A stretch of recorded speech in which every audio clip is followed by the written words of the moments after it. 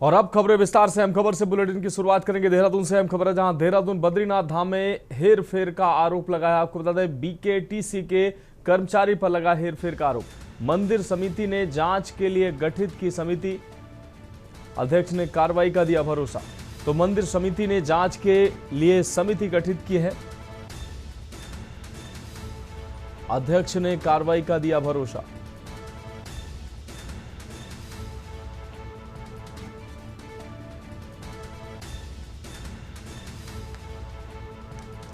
तो बीकेटीसी के कर्मचारी पर लगा हेरफेर का आरोप। मंदिर समिति ने जांच के लिए गठित की समिति, अध्यक्ष ने कार्रवाई का दिया भरोसा। इस वक्त की अहम खबर आपको दिखा रहे हैं। देहरादून बद्रीनाथ धाम में हेरफेर का आरोप लगा है। देहरादून से खबर आपको दिखा रहे हैं, बीकेटीसी के कर्मचारी पर लगा हेरफेर का आरोप। इस वक्त की अहम खबर देहरादून से आपको दिखा रहे हैं। मंदिर समिति ने जांच के लिए गठित की समिति, अध्यक्ष ने कार्रवाई का दिया भरोसा।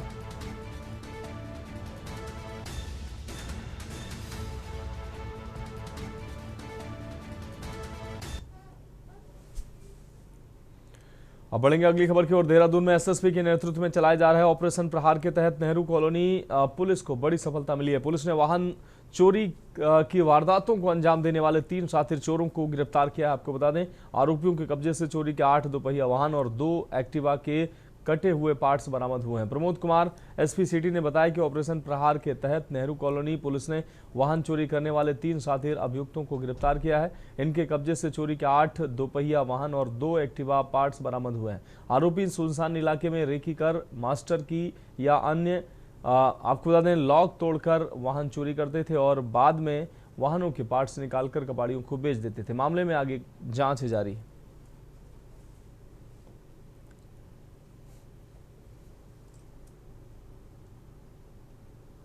लिफ्टर गैंग का पर्दाफाश हुआ है। इसमें हमारे द्वारा 3 जो है लोगों को गिरफ्तार किया गया है। इसमें एक अरसल जो है वो कबाड़ी का काम करता था और एक मोहन छेत्री और वीरपाल, ये दोनों ऑटो लिफ्टर थे। इसमें मोहन छेत्री का आपराधिक इतिहास भी निकल के आया है। इनके कब्जे से 2 मोटरसाइकिल, 6 एक्टिवा और 2 एक्टिवा के इंजन पार्ट्स वगैरह वो बरामद कर लिए गए हैं और इनको भी माननीय न्यायालय में पेश किया जा रहा है।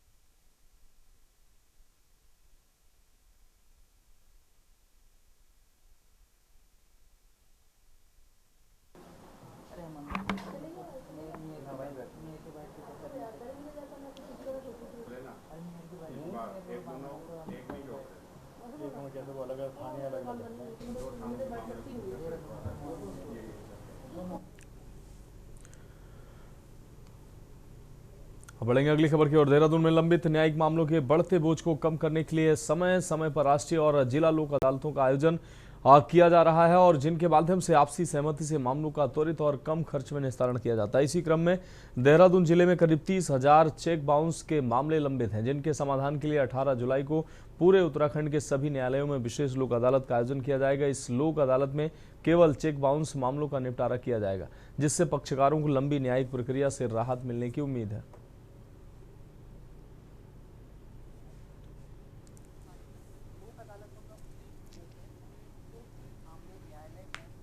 ऐसी प्रकृति के हैं जो बहुत गंभीर प्रकृति के अपराध नहीं या फिर सिविल मामले हैं या चेक बाउंस के मामले हैं। इस तरह की प्रकृति के जो भी मामले हैं, उन मामलों में अगर दोनों पक्षकार आपस में बैठकर बातचीत कर राजीनामे से मामले को निस्तारित करवा सकते हैं, तो इस उद्देश्य से लोक अदालतों का समय समय पर आयोजन होता है। जैसे कि हम लोगों के वहाँ राष्ट्रीय लोक अदालतें होती हैं, साल में 4 राष्ट्रीय लोक अदालतें होती हैं। भारत नेपाल सीमा पर तस्करी के खिलाफ चलाए जा रहे अभियान के तहत सीमा शुल्क विभाग खटीमा की टीम ने मेलाघाट ऑफ रूट क्षेत्र में बड़ी सफलता हासिल की है। निरीक्षक आकाश दीक्षित एवं हेड हवलदार मंजुल दुबे के नेतृत्व में टीम ने सतर्क निगरानी के दौरान तस्करी के एक प्रयास को विफल करते हुए भारी मात्रा में काजूगिरी और अखरोट बरामद किया। जानकारी के अनुसार 8 जनवरी 2026 को सीमा पर गश्त के दौरान संदिग्ध गतिविधियां दिखाई देने पर टीम ने तत्काल कार्रवाई की और इस दौरान 2460 किलोग्राम काजू गिरी तथा 60 किलोग्राम अखरोट बरामद किया गया है, जिसको विधिवत जब्त किया गया। बरामद माल को सीमा शुल्क विभाग ने अपने कब्जे में लेकर अग्रिम वैधानिक कार्रवाई शुरू कर दी।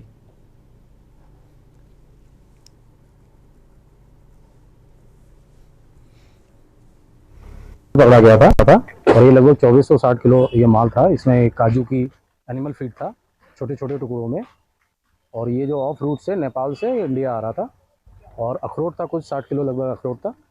इसको जो है हमारी कस्टम की टीम ने इंटरसेप्ट किया और इसको पकड़ा, और प्रॉपर वे से इसको जो है डिस्पोजल करना होता है हम लोग को। इसको जो है तो डिस्पोजल में इसका एक तरीका यही होता है कि इसको गड्ढे में खोद के इसको नष्ट करना होता है। कस्टम की टीम द्वारा 2460 केजी अखरोट और काजू जो है वो बरामद किया गया भारत नेपाल बॉर्डर से, जो कि पशुओं के लिए जो काजू है उसमें स्पष्ट लिखा है कि ये केवल पशुओं के इस्तेमाल के लिए होगा, और वो यहाँ लाया जा रहा था तस्करी करते हुए। तो कस्टम द्वारा उसे पकड़ा गया और विधिवत रूप से जिलाधिकारी महोदय को उनके द्वारा अनुरोध किया गया कि ये किसी मजिस्ट्रेट की उपस्थिति में इसको डिस्पोज किया जाए।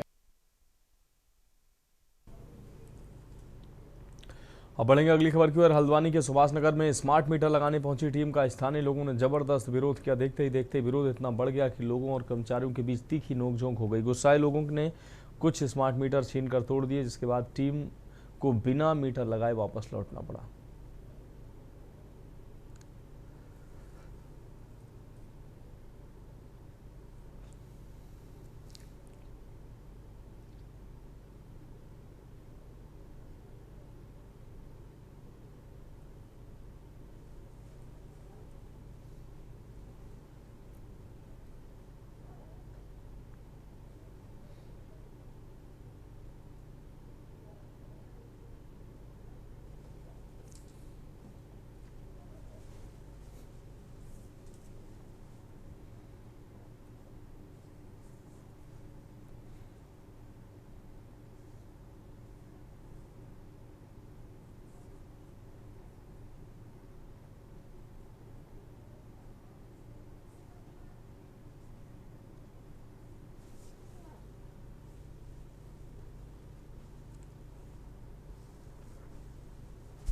आपके थ्रू ये मामला मेरे संज्ञान में आया है, तो इसमें जो भी आवश्यक कार्रवाई होगी वो निश्चित तौर पे की जाएगी।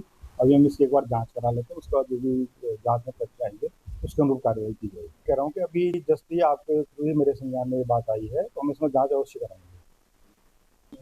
नहीं, इसमें ऐसा है, जो हमने सभी उपभोक्ताओं से यही कहा है कि आप अफवाहों पर ध्यान न दें। सुभाष नगर में भी जैसा आप बता रहे हैं, जो संज्ञान में भी दिया है, क्योंकि आज मैं खुद भी वहाँ पर था और लगातार सभी लोगों ने हमने लोगों को समझाया। सभी लोग मीटर लगाने के लिए तैयार है और मीटर लगातार लगे भी हैं। कल भी हमारे 95 नंबर मीटर 95 मीटर लगे थे कल दिन भर में, और आज भी लगातार मीटर लगा रही है, यहाँ पर टीमें कार्य कर रही हैं।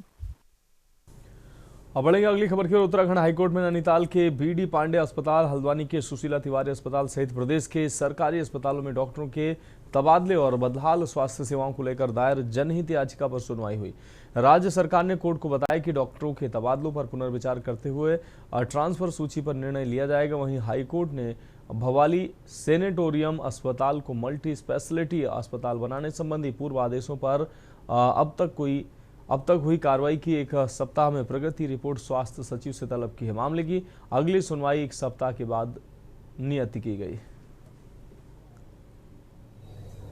इसमें विषय उठाया गया था कि विगत कुछ दिनों में जो मास लेवल पे डॉक्टर्स के ट्रांसफर हुए हैं, तो उसमें सुशीला तिवारी अस्पताल से 16 एक्सपर्ट्स के ट्रांसफर हुए, जिसके बदले वहाँ पर रिलीवर्स नहीं लाए गए, जिससे स्वास्थ्य व्यवस्था वहाँ चरमरा रही है। इसी तरह से बीडी पांडे हॉस्पिटल में भी जो स्पेशलिस्ट डॉक्टर थे उनके ट्रांसफ़र किए गए हैं और उस लेवल के एक्सपर्ट्स अभी तक लाए नहीं गए। तो जिस कारण दोनों अस्पतालों में, सुशीला तिवारी और बीडी पांडे में, जो पेशेंट्स हैं उनके लिए समस्या उत्पन्न हो रही है। इसके बाद कोर्ट ने सारे मसले को सुनने के बाद गवर्नमेंट से इंस्ट्रक्शंस मंगाए थे और स्थिति स्पष्ट करने के लिए कहा था, जिसके बाद आज सरकार द्वारा कोर्ट को बताया गया कि वो जो ये ट्रांसफ़र की सूची है चिकित्सकों की, इस पर शीघ्र ही पुनर्विचार करेगी और जल्दी इस पर बैठक करके निर्णय लिया जाएगा। 30 जुलाई से शुरू होने वाली आगामी कांवड़ यात्रा को लेकर हरिद्वार के प्रभारी मंत्री और कैबिनेट मंत्री सतपाल महाराज ने सभी विभागों के साथ समीक्षा बैठक की है और यात्रा की तैयारियों को लेकर की जाने वाली इस बैठक में जिलों के जिलाधिकारी वीडियो कॉन्फ्रेंसिंग के माध्यम से जुड़े। समीक्षा बैठक में सतपाल महाराज ने अलग अलग प्रदेशों से आने वाले शिव भक्तों के स्वागत के साथ साथ उनके लिए जरूरी व्यवस्थाएं करने के निर्देश दिए। बैठक में परिवहन मंत्री प्रदीप बत्रा सहित जिले के तमाम विधायक भी मौजूद रहे।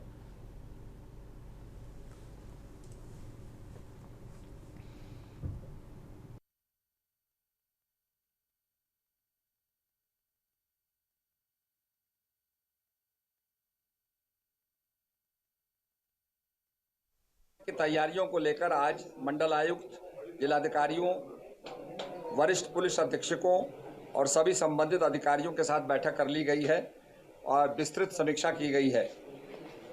उत्तराखंड सरकार माननीय मुख्यमंत्री श्री पुष्कर सिंह धामी जी के नेतृत्व में कांवड़ यात्रा 2026 को सुरक्षित, सुव्यवस्थित और सफल बनाने के लिए लगातार काम कर रही है। 30 जुलाई से 11 अगस्त तक कांवड़ यात्रा का आयोजन होगा। कांवड़ मेले को लेकर महत्वपूर्ण बैठक करी गई, जिसमें हमारे प्रधानमंत्री सतपाल महाराज जी मौजूद रहे। मैं समझता हूँ कांवड़ हमारे लिए एक महत्वपूर्ण मेला है। काफ़ी यात्री पूरे भारत से पूरे विश्व से यहाँ पर आता है और 15 दिन में मैं समझता हूँ कि 3 से 4 करोड़ यात्री यहाँ पर जो है गंगा जी लेकर अपने गंतव्य की ओर जाते हैं। तो उसके रूट प्लान डिसाइड करे गए, पार्किंग डिसाइड करी गई और मेडिकल फैसिलिटीज़ और सभी विभाग जो है अपने कोऑर्डिनेशन रखें। हमारा स्वास्थ्य विभाग, हमारा शिक्षा विभाग, हमारा शहरी विकास विभाग, सभी विभाग जो है इस पर कोऑर्डिनेट आपस में करेंगे। बढ़ेंगे अगली खबर की ओर। विकासनगर के सहसपुर में भाजपा नेता विनोद कुमार हत्याकांड की जांच को लेकर नया विवाद सामने आया है। सहसपुर कोतवाल पर समझौते का दबाव बनाने के आरोपों के बीच पीड़ित परिवार और हिंदूवादी संगठनों ने कोतवाली घेराव का ऐलान किया है। हालांकि पुलिस की व्यापक सुरक्षा व्यवस्था के चलते ये स्थिति पूरी तरीके से शांतिपूर्ण रही। कोतवाली का घेराव की घोषणा के मद्देनजर सुबह से ही सहसपुर कोतवाली में भारी पुलिस बल तैनात किया गया। कई थानों की पुलिस क्षेत्राधिकारी और वरिष्ठ पुलिस अधिकारी मौजूद रहे।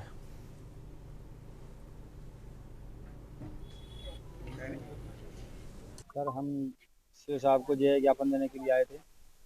जो हमारे सहसपुर थाने के एसएचओ साहब हैं प्रदीप सिंह रावत, उनकी शिकायत के लिए हमें उन पर शुरू से विश्वास नहीं है। उनकी जो भी जांच चल रही है और संदिग्ध हालत में है। हमने सीओ साहब को पहले भी कितनी बार शिकायत कर चुके और डीएम साहब को भी जो है लिखित रूप में ज्ञापन दिया था, लेकिन फिर भी कोई सही से कोई कार्रवाई नहीं कर रहे और हमें भविष्य में संदेह है कि जो जांच को प्रभावित करने का प्रयास करेंगे। और दुर्व्यवहार की शिकायत उन्होंने एसएचओ सहसपुर के खिलाफ की थी, जिसमें उनके कुछ जो कंसर्न्स थे, कुछ उनकी शिकायतें थी, वो एक ज्ञापन के रूप में इन्होंने हमें दी है, जिसमें प्रारंभिक जांच हम लोग संपादित करेंगे और वरिष्ठ पुलिस अधीक्षक महोदय के आदेश अनुसार जांच एक राजपत्रित अधिकारी को दी जाए। नैनीताल में उत्तराखंड हाईकोर्ट ने उधम सिंह नगर के किच्छा स्थित पिपलिया मोड़ के खान फार्म पर कथित जबरन कब्जे और वहां मौजूद महिलाओं व बच्चों की सुरक्षा को लेकर दायर याचिका पर सुनवाई की है। सुनवाई के बाद एकल पीठ ने सख्त रुख अपनाते हुए एडीएम और एसएचओ को कोर्ट के 11 जून 2026 के आदेशों का अनुपालन सुनिश्चित करने तथा 6 जुलाई को व्यक्तिगत रूप से कोर्ट में पेश होने के निर्देश दिए। मामले की अगली सुनवाई भी 6 जुलाई को तय की गई।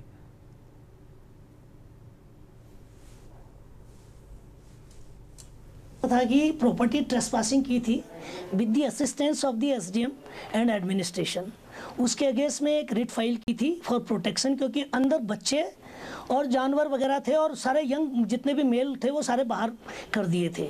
अगेंस्ट दैट अभी आज कोर्ट ने बड़ा स्ट्रिक्ट नाराज़गी दिखाते हुए ये ऑब्जर्व किया कि एसडीएम और एसएचओ कंसर्न जो हैं वो इन पर्सन मंडे को कोर्ट में आएंगे और जो माननीय अदालत का आदेश था 11 जून 2026 का, उसको स्ट्रिक्टली कंप्लाई करेंगे। हरिद्वार में ब्रह्मकुंड के सामने वीआईपी घाट पर आयोजित किसान महाकुंभ सम्मेलन का एक वीडियो सोशल मीडिया पर तेजी से वायरल हो रहा है। वायरल वीडियो में सम्मेलन के मंच पर फिल्मी गानों पर युवतियों का डांस होता दिखाई दे रहा है, जबकि कुछ लोग मंच पर नोट उड़ाते भी नजर आ रहे हैं। किसानों के मुद्दों को लेकर आयोजित इस सम्मेलन में हुए मनोरंजन कार्यक्रम की प्रकृति को लेकर लोगों के बीच अलग अलग प्रतिक्रियाएं सामने आई। वीडियो वायरल होने के बाद आयोजन की गरिमा और कार्यक्रम के स्वरूप को लेकर बहस तेज हो गई।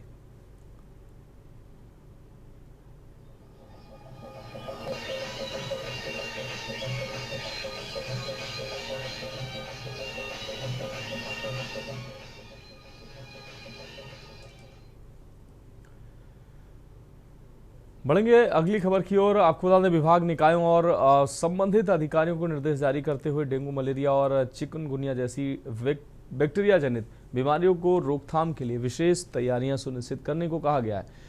आपको बता दें, हल्द्वानी, काठगोदाम, रामनगर और लालकुआं के संवेदनशील क्षेत्रों पर विशेष निगरानी रखने के निर्देश दिए गए हैं। साथ ही अस्पतालों को पर्याप्त बेड, प्लेटलेट्स, उपचार संसाधन और आपात व्यवस्था तैयार रखने को कहा गया। नगर निकायों को जलभराव वाले क्षेत्रों में नियमित सफाई, फॉगिंग और एंटी लार्वा छिड़काव के निर्देश दिए गए।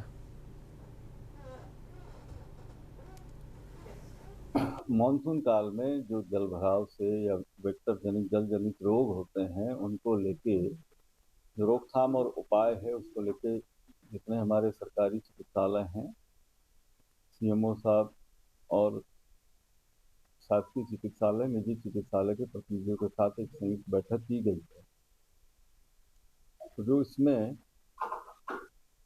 स्कैरेसिटी वाले एरियाज हैं, जिनमें इस प्रकार के पूर्व का इतिहास रहा है, उसमें रामनगर का खताड़ी क्षेत्र आता है, उसमें हमारा काठगोदाम का कुछ वार्ड्स आते हैं, हल्द्वानी के कुछ वार्ड्स आते हैं, लाल कुआं खास तौर पर उसके लिए बर्निंग एरिया रहता है। पर्यटन नगरी मसूरी में जाम की समस्या से निजात दिलाने के लिए उत्तराखंड मेट्रो रेल कॉरपोरेशन की ओर से 5 नए रोपवे प्रोजेक्ट प्रस्तावित किए गए हैं। पुरकुल मसूरी रोपवे परियोजना अंतिम चरण में है, जबकि अन्य 5 रोपवे परियोजनाओं को भी जल्द शुरू करने की तैयारी है। सचिव आवास विकास डॉक्टर आर राजेश कुमार ने मसूरी में विभिन्न प्रस्तावित स्थलों का निरीक्षण किया है और जल्द कार्य शुरू करने के संकेत दिए हैं। प्रस्तावित रोपवे में कैमल वैक रोड से George Everest, Lal Tibba, Bhanot estate, Kempty fall, क्रिकेग, मल्टी लेवल पार्किंग से माल रोड और हाईलैंड स्टेट से कंपनी गार्डन तक के प्रोजेक्ट शामिल हैं। मसूरी वासियों ने इस पहल का स्वागत किया है।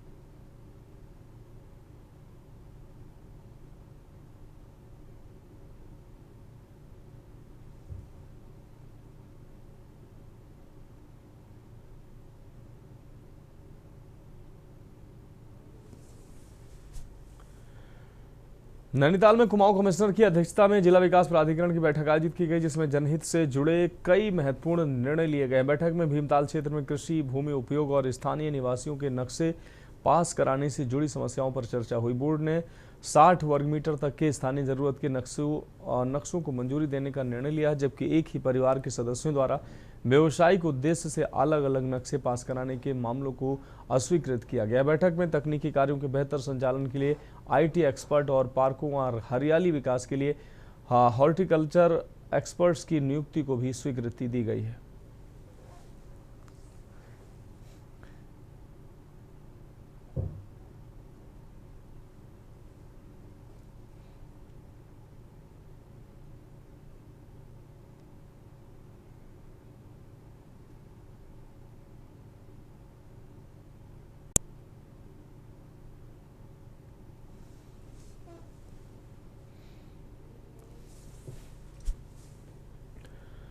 कालाडूंगी के तराई केंद्रीय वन प्रभाग की बरहनी रेंज अंतर्गत गड़प्पू बीट में एक घायल बाघिन मिलने से वन विभाग में हड़कंप मच गया। आपको बता दें, वन विभाग की टीम और चिकित्सकों ने मौके पर पहुंचकर बाघिन का रेस्क्यू किया और प्राथमिक जांच में उसकी उम्र लगभग 8 से 10 महीने बताई गई। अधिकारियों के अनुसार बाघिन के सभी अंग सुरक्षित पाए गए हैं। आपको बता दें, घायल बाघिन को बेहतर उपचार के लिए पीपल पड़ाव रेंज ले जाया जा रहा है। उप प्रभागीय वनाधिकारी मनप्रीत कौर ने इसकी पुष्टि करते हुए बताया कि बाघिन का इलाज वन विभाग की निगरानी में किया जा रहा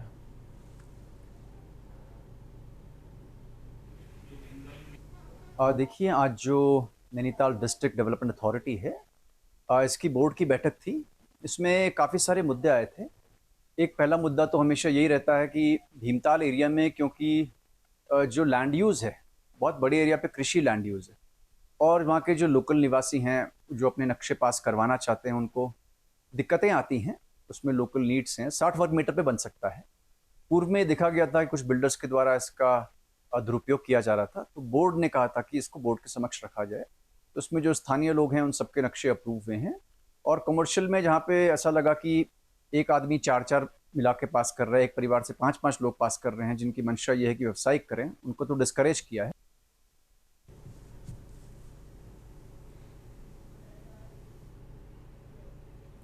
देवभूमि उत्तराखंड में सभी राजनीतिक दल मिशन 2027 में जीत के लिए जद्दोजहद कर रहे हैं। हर बार की तरह इस बार भी मुख्य मुकाबला भाजपा और कांग्रेस के बीच माना जा रहा है। भाजपा अपनी नीतियों और उपलब्धियों के दम पर फिर से सत्ता में आने का दावा कर रही है, वहीं कांग्रेस सत्ताधारी सरकार की कमियों को जनता के बीच में लाकर जीत का ताज पहनने की तैयारी में। लेकिन इन तैयारियों के बीच अनुशासन का मुद्दा बेहद अहम बन गया है। यही कारण है कि भाजपा के शीर्ष नेतृत्व ने टिकट की दावेदारी कर रहे कार्यकर्ताओं को लेकर सख्त रुख अपनाया।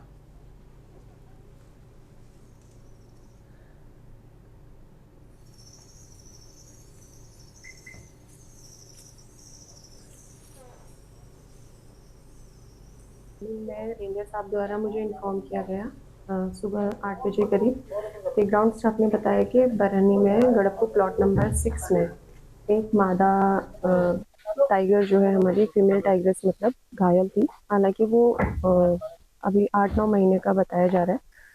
तो जब हम लोग डॉक्टर्स की टीम हमने अरेंज की और यहाँ लेके उसे पहुँचे, डॉक्टर्स ने ट्रीटमेंट शुरू किया है। जब उसे नज़दीक जाके देखा गया तो उससे प्रोक्यूपाइन क्विल्स लगे हुए हैं उसकी गर्दन पे, बहुत ज़्यादा फेस पे और गर्दन वाले पोर्शन पे। और जब उसे सही से एग्जामिन किया गया डॉक्टर्स के द्वारा तो वेट्स ने बताया कि वो प्रोक्यूपाइन क्विल्स बहुत। तो फिलहाल खबरों में अभी के लिए मेरे साथ इतना ही। मुझे दीजिए इजाजत और आप देखते रहिए के न्यूज़ इंडिया।